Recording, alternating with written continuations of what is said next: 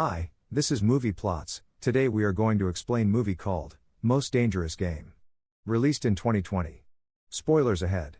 Watch out and take care. In the opening scene, Dodge is seen waiting in a futuristic-looking waiting area for tire fund. Due to his mounting debt, Dodge, a real estate developer in Detroit, is on the verge of filing for bankruptcy. The primary cause of his financial hardship is his inability to sell the Carrington, a dilapidated, high-rise office building that he purchased. Due to the building's terrible condition and lack of funding for renovation, Dodge has had trouble renting it out. Dodge's financial situation is made worse by the fact that his wife, Val, is carrying their first child. A secretary informs him that the company's executive, Miles Sellers, is ready for the meeting. Dodge enters Miles' futuristic, ominous office. Miles calmly informs the chief that if he takes part in a game that essentially involves going on a killing spree, he can become a multimillionaire. The chief appears to be aware of Dodge's precarious financial situation. Dodge is initially horrified that such a game even exists, so he declines Miles' invitation to play when he offers him the lucrative money. Dodge is in a tight spot, though, and Miles is able to convince him to agree in the end. To show how Dodge met Miles and got involved in the homicidal game, the next scene in this series jumps to a few days earlier. When he attended the University of Michigan, Dodge excelled in track and set numerous records. Early in the morning, a TV voiceover reveals that Dodge has just broken the record while taking a casual jog through the streets of the city. Dodge, however, has been experiencing excruciating headaches, and it's apparent that he is gravely ill. As he prepares breakfast at home and spills the eggs on the floor, we can see how his illness interferes with seemingly easy chores. He notices that his prescription costs are past due, which increases his tension. When we first meet Dodge's pregnant wife, Val, it's clear that Dodge isn't feeling well because crucial tasks like getting ready for birth depend on his career, which is failing. But Val is on their side and believes they can overcome this. Later, the couple visits Luger, the best buddy of Dodge. Luger lost money on his venture with Dodge as well, but he still has optimism and compassion for his closest buddy. One day, while strolling outside, Dodge is suddenly overcome by agony and collapses to the ground.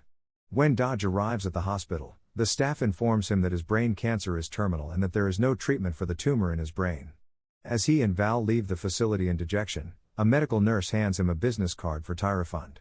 The nurse tells Dodge that it is rumored that the group offers financial aid to those who are terminally ill. Val is understandably devastated when Dodge tells her the news of his diagnosis. Then, Dodge explains to her that he no longer has health or life insurance because he sold his insurance to help offset some of his business expenses. Dodge's parents passed away and Val's parents are insolvent and they are unable to find any financial assistance from anywhere. The movie then brings the viewer back to the present day, where Dodge's and Miles' office is located. Beginning with a description of the dangerous game in which Dodge will be the victim. It is an ongoing search. Dodge earns a fixed sum of money for each hour he plays the game, and as he progresses through the levels, the hourly rate increases. If Dodge makes it to the end of the game, he can earn a total of $25 million. The whole sum of money will be put in a covert account held in Dodge's name, which Dodge may check to ensure that deposits are being made on an hourly basis. Miles claims that the hunters in the game are affluent, elite clients who hunt with the intention of killing and who desire desperate people to hunt. Since these hunters might be of any race or gender, Dodge won't know their appearance until they attack and show themselves to him. Dodge won't be aware of how many of them will be pursuing him in advance. They have the ability to ambush Dodge, and it's conceivable that more than one hunter may pursue him at once. Miles also clarifies the guidelines. Once the game has begun, the game cannot be paused or stopped. He is not allowed to leave the city or reveal to anybody that he is playing the game. If he disregards these guidelines, the game will continue until he passes away. Dodge cannot disclose this game to anybody, and the hunters are allowed to use any weapon except firearms in their attempts to kill him. Miles persuades Dodge that even if Dodge gets killed during the game, Dodge can still earn enough money to support Val and their unborn child financially for their whole life. All of this conversation is sufficient to persuade a frightened Dodge to consent to play in the game. Even though he doesn't make that choice immediately, he chooses to go through with it when Dodge's offer to invest in his indebted Carrington building is rejected by Jerry Pierce, a sought-after last-chance business investor. Dodge informs Val that he had a nice deal with Pierce that evening and claims to be going for a run. He later runs across Miles at a restaurant. Miles steals all of Dodge's possessions, including his phone, before the game begins at 6:46 a.m., but he leaves out his prescription and an ultrasound of his unborn child. Then Miles hands him a phone that will allow him to be tracked for 15 seconds every hour. The phone will inform the hunters of Dodge's present position. Val starts to see significant sums of money being transferred into Dodge's bank account while he runs about town attempting not to be murdered. As the game starts, Dodge encounters his first hunter, Nixon, a British guy, in a restroom of a shopping center. He succeeds in eluding Nixon, but the second hunter, a cowboy from the south named Regan, quickly approaches him. Val contacts Luger to assist her figure out what's happening after learning that Pierce had declined to invest in their building. She has now come to the conclusion that Dodge, who hasn't come home, is seriously in trouble and involved in criminal activity. Connell, a sinister henchman that Miles owns, frequently shows up at Hunter's crime scenes to clean up the mess and get rid of the evidence so that the game can stay a secret. The Tyra Fund headquarters, located in a different area of Detroit, are equipped with sophisticated computer hardware that tracks Dodge's whereabouts at all times and shows the streets he is on, whether he is in a car, a bus, a train, a ship, or on foot. The next scene depicts Dodge sneaking past both of his assailants and boarding a train. He then goes to a church to repent of his wrongdoing.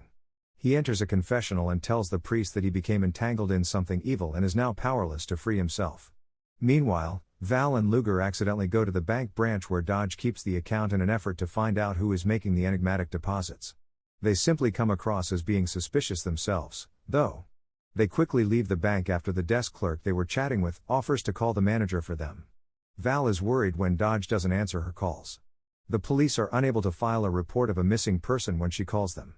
The mood in the room changes when Dodge learns that the priest, whose real name is Carter, is actually one of the hunters. Dodge strikes a follower at the church after mistaking him for a hunter. Carter, a psychologist, acknowledges using the background profile to track Dodge's movements.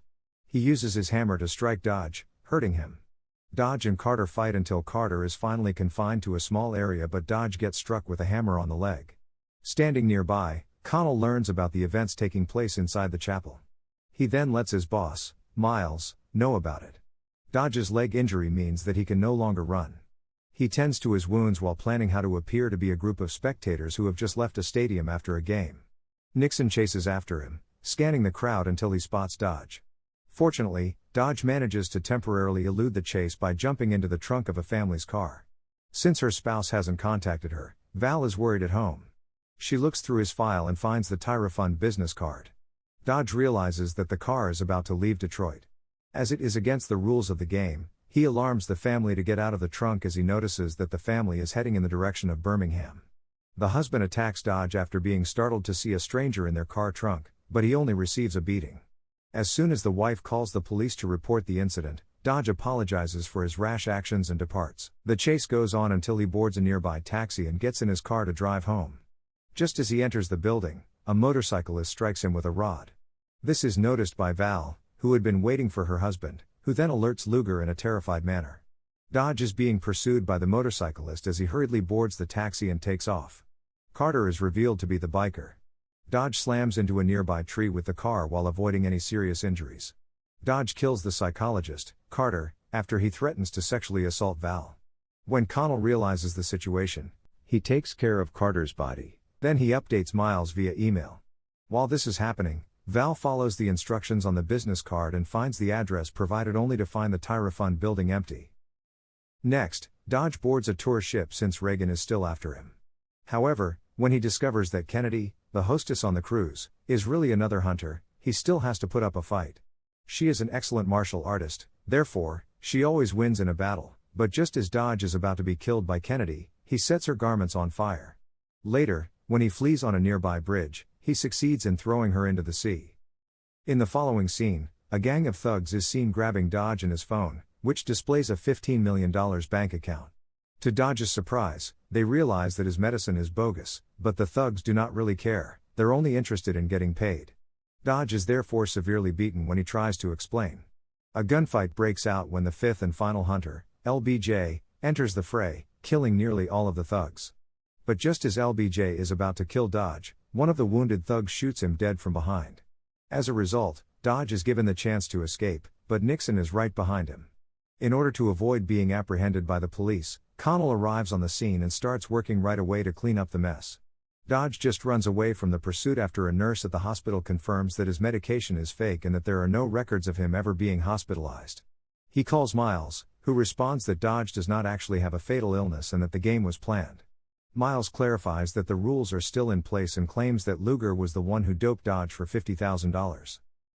Dodge calls Val right away to inform her that they had been outplayed and that he is not suffering from cancer. Val is taken hostage by Miles as soon as he warns her to avoid Luger because he is the part of the play.